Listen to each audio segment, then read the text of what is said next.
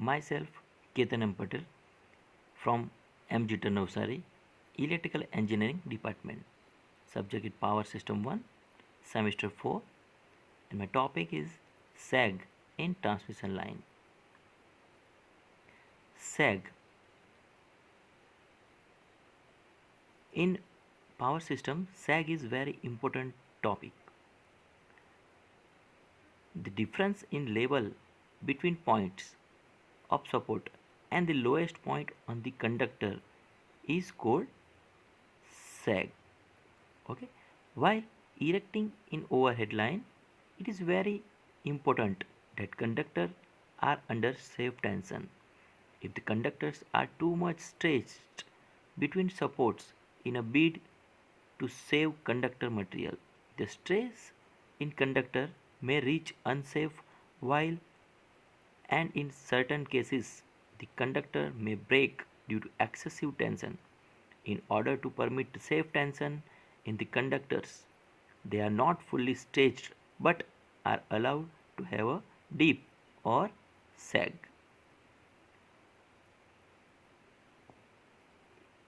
In sag, when supports are at equal level, okay, figures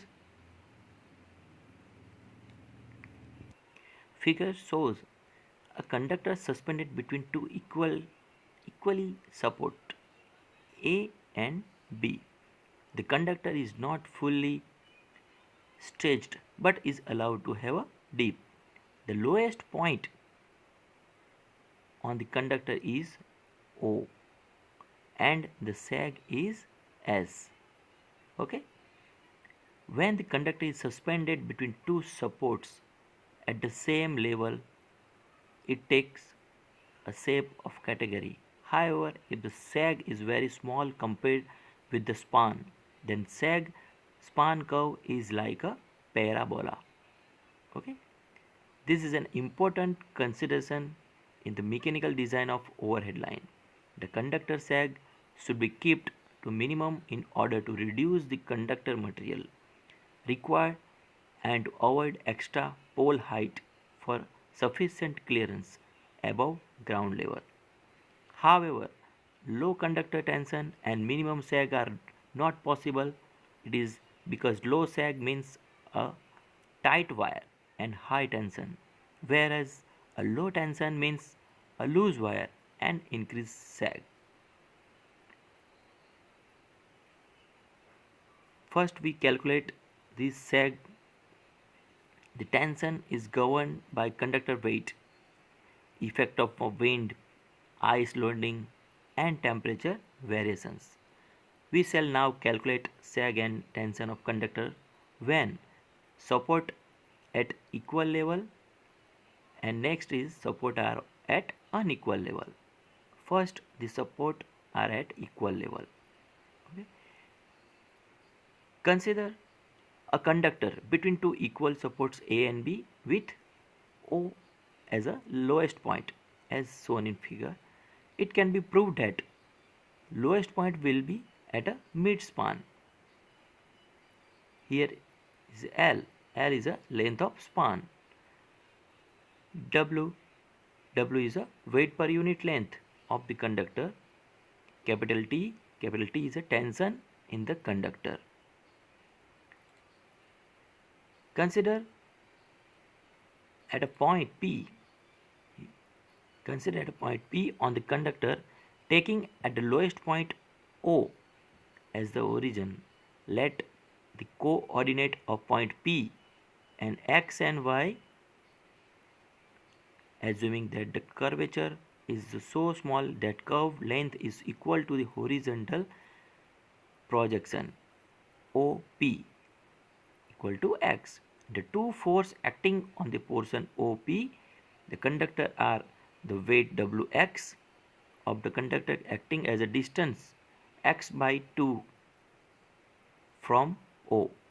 The tension T act at a O. So T into Y equal to Wx into x by 2. So Y equal to Wx square divided by 2 into T. The maximum sag is represented by the value of y at either of the support A and B. Sag S equal to W in bracket L by 2 square divided by 2T. So W into L square by 8T. Second, when supports are at unequal level.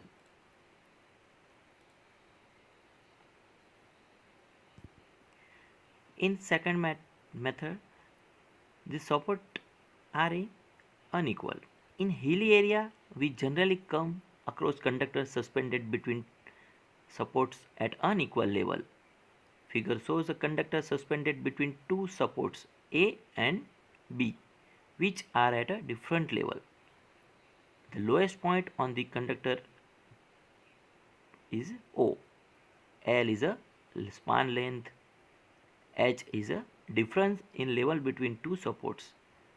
X1 is a distance of support at lower level from O, and X2 is a distance of support at higher level from O, and T is a tension of the conductor. Here, if W is the weight per unit length of the conductor, then sag S1 equal to W x1 square divided by 2T. Same as sag S2 equal to W x2 square divided by 2T. Because at support A, X equal to X and Y equal to S. So Y equal to Wx square divided by 2T. So instead of X square, we put X1 square. Now S2 minus S1, W by 2T, X2 square minus X1, and then X2 plus X1 and X2 minus X1. Then after WL by 2T, X2 by X1, because X2 plus X1 is equal to L. So WL divided by 2T. But S2 minus S1 equal to H. So H equal to WL by 2T X2 minus X1, or X2 minus X1 equal to 2T into H divided by WL.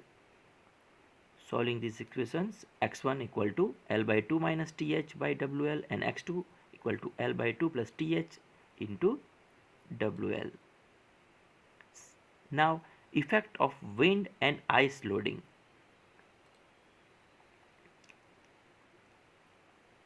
The above formula for sag are true only in still air and at a normal temperature when the conductor is acted by its weight only.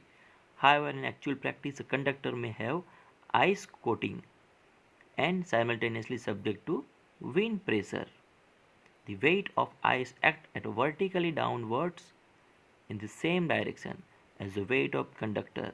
The force due to wind is assumed to act horizontally at right angle to the projected surface of the conductor, hence total force on the conductor is the vector sum of horizontally and vertically forces as shown in figure.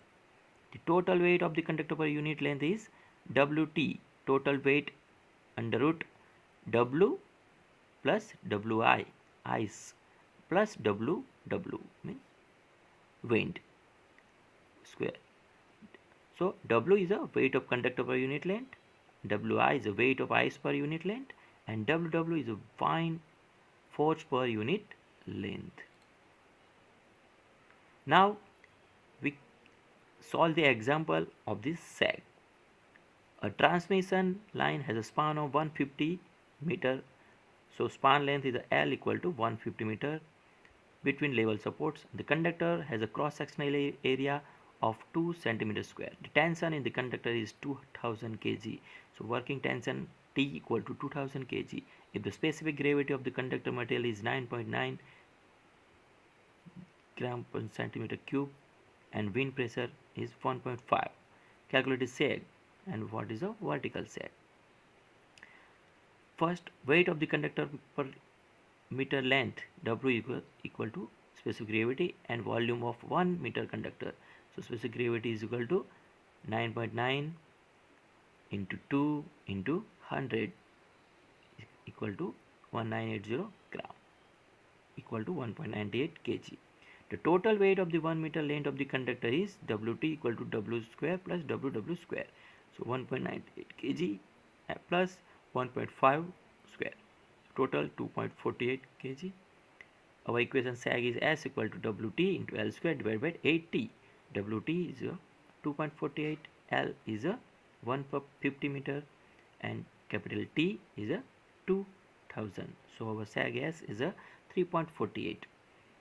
Then after, this is a value of slant length in direction making a angle theta, which is the vertical. Okay, we value the theta is given by tan theta. W by W. Okay, opposite by side. Opposite means this is a WW, this is a WW. So WW by W. Okay, tan theta equal to 1.5 divided by 1.98 equal to 0.76, to theta equal to tan inverse 0.76 equal to 37.23 degree. Vertical sag S cos theta. Okay, S cos theta. So 3.48 and cos 37.23 degree. So vertical sag is a 2.77 meter. Okay. Thank you.